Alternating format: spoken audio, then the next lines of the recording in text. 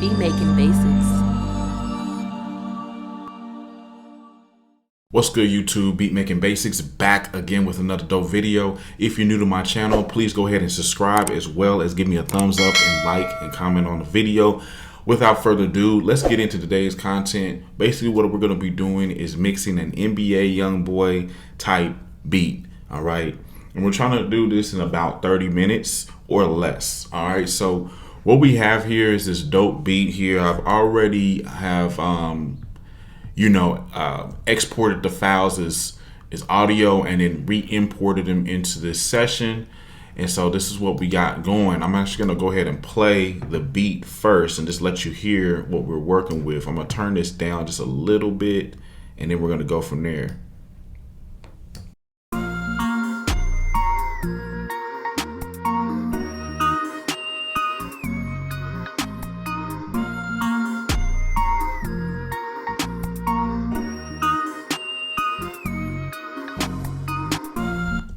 Alright, so that's what we're working with the beat.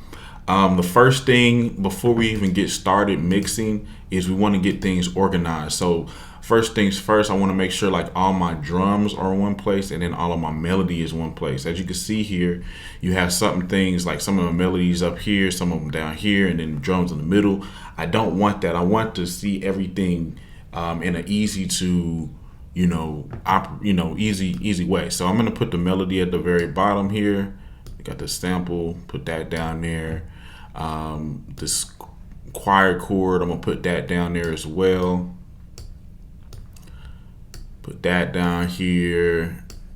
And this should be just about it here.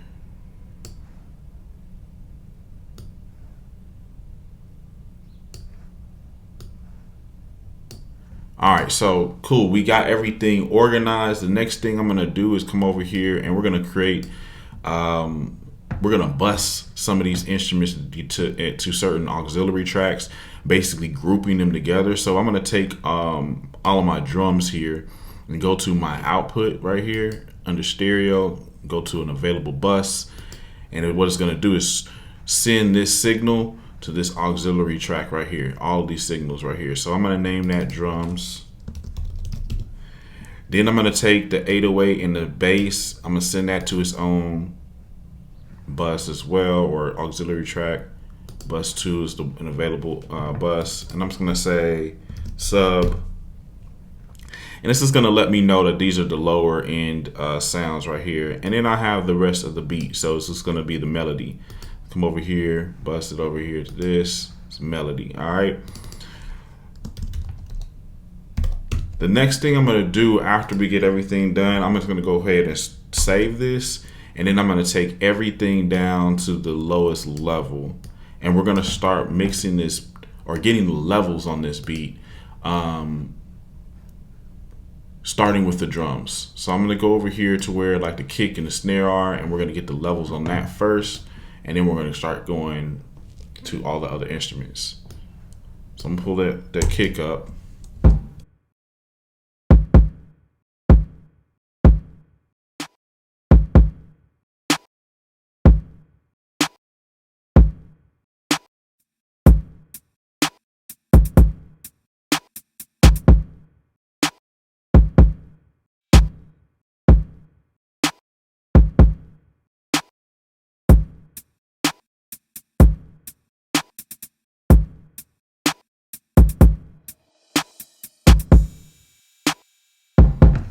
Alright, cool. So now what I'm gonna do is go ahead and push this over here. We'll get some of these other instrument sounds in. So we're gonna start bringing in the 808, bass, and then all the melody instruments. So we'll start off with the 808.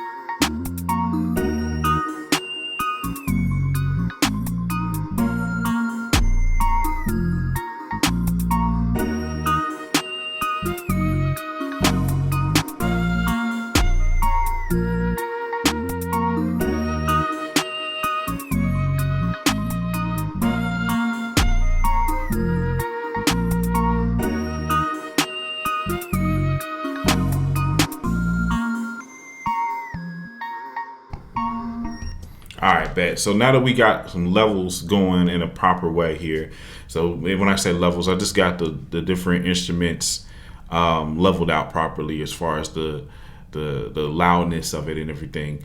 The next thing I'm going to do is go ahead and start working on panning. So panning is going to basically be where I'm going to move certain instruments to the left or right, just to basically create more of a stereo image on the actual track. So certain things when it comes to panning, you want to keep your kick, your snare dead center. You don't want to move that around. You want to kick your 808 and your bass dead center. And then everything else you can start moving to the left or right just to create more of a stereo image. So we're going to go ahead and start with that process.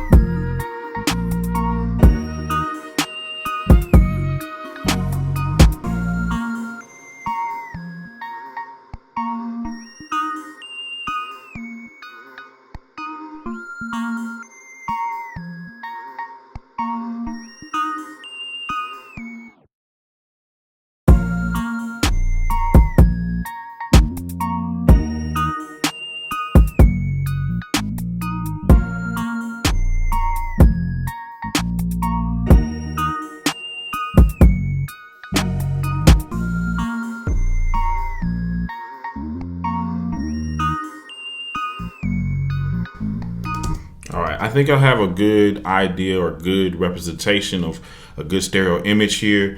The next thing that I like to do in my process of mixing is to go ahead and start EQing. And specifically, we're going to do something called subtractive EQing instead of adaptive or additive, EQing. And what subtractive EQing is what we're going to do is take away certain frequencies to make room for other frequencies. So meaning, for instance, like on this this lead instrument or this lead sample, maybe we're going to take out some of the lows on this to make room for some of the lows in the 808 and the bass. And we'll go through that process now. So basically, I want to see, just take it basically to this part right here, which has a lot of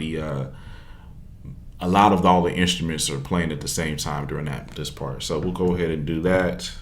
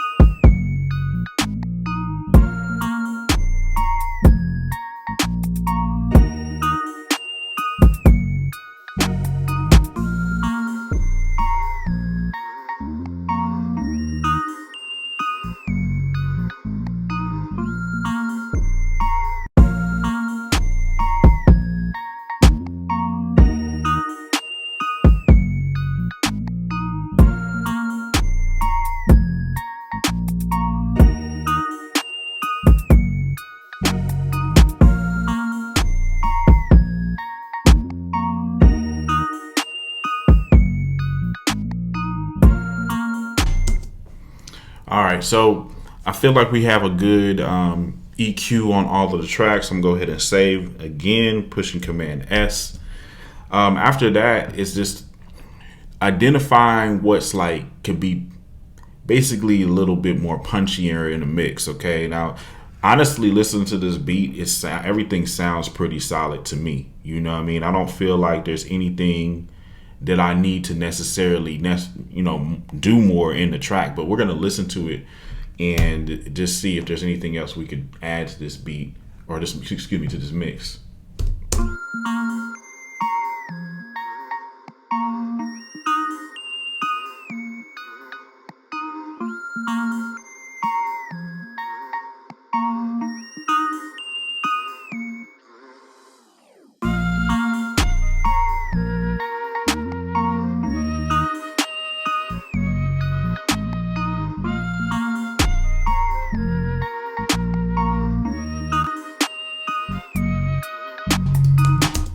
Now, as you heard here, basically what I did is I came over here to this auxiliary track that we created for the melody, and I put a basic compressor on it. It's called MV2, and I just put that on there, boosted the highs just a little bit and boosted the lows just a little bit. It made a slight difference. So if we listen to it without it and then listen to it with it, you're gonna hear the difference. This is without.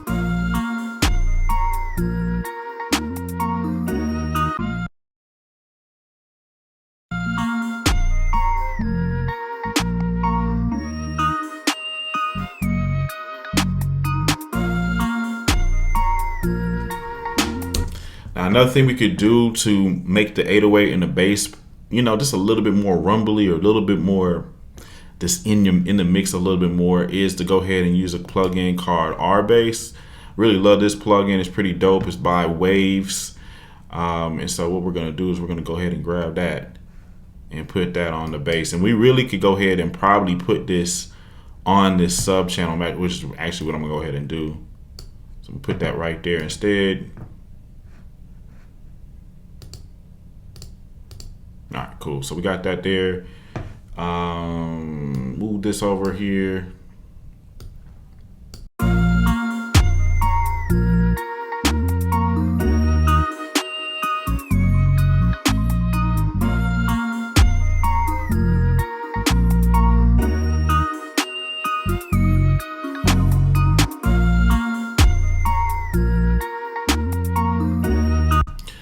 And I just want you to really listen to this and check out how this bass and this 808 sounded without the plugin on, and then check it out with it.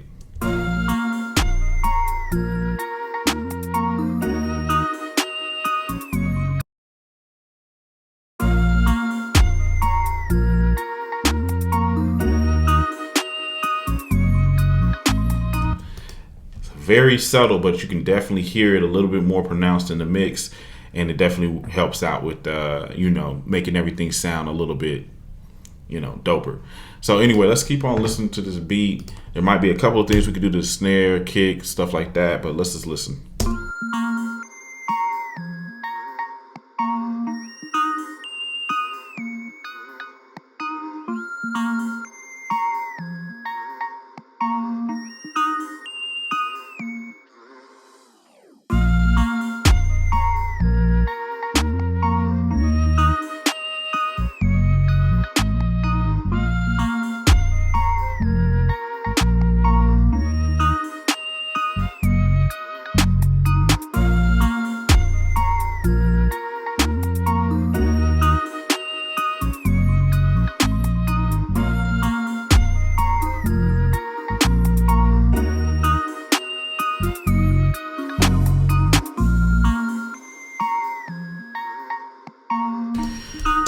And basically what you saw me do is I'll just put an ultra maximizer on the drums bus, and basically what that's gonna do is just boosted up the drums just a little bit. I didn't want to over process it. I could have do this threshold down a whole lot more, but just wanted just to boost it just a little bit. I'm gonna play it when you hear the kick and stuff like that, and you'll see the difference.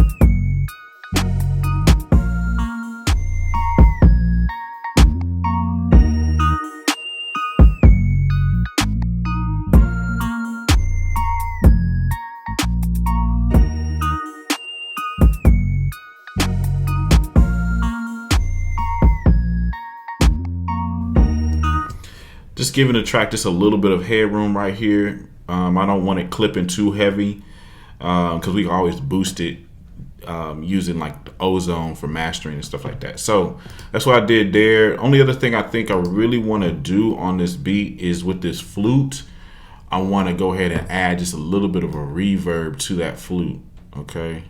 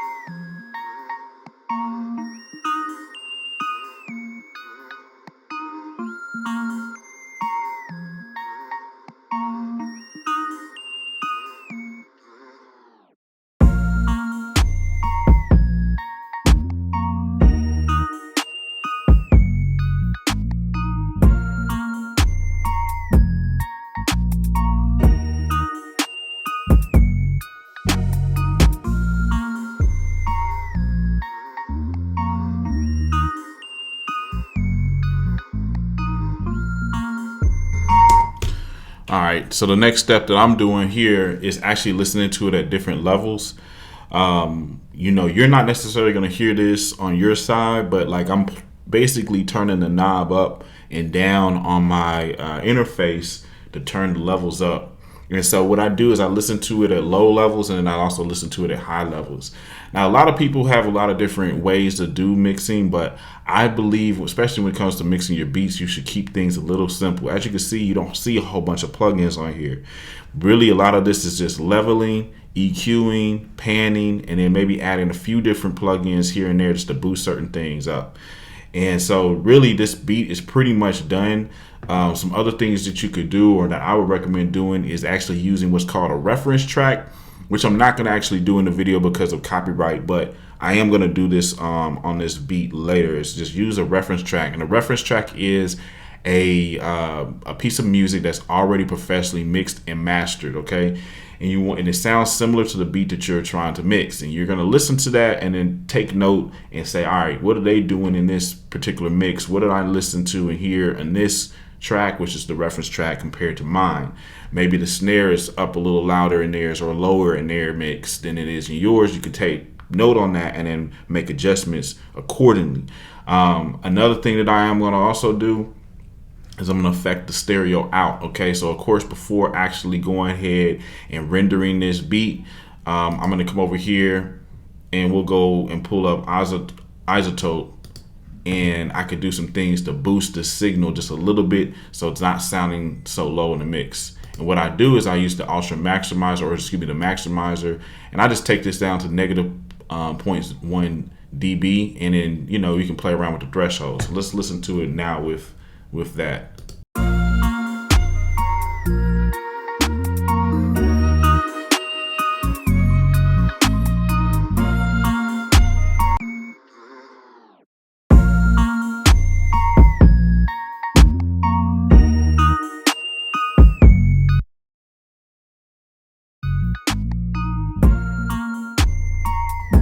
Big difference. So that's today's video, man. I really appreciate y'all, and make sure again, if you're brand new, that you get subscribed. Until we see you again, thanks so much for watching. We're out.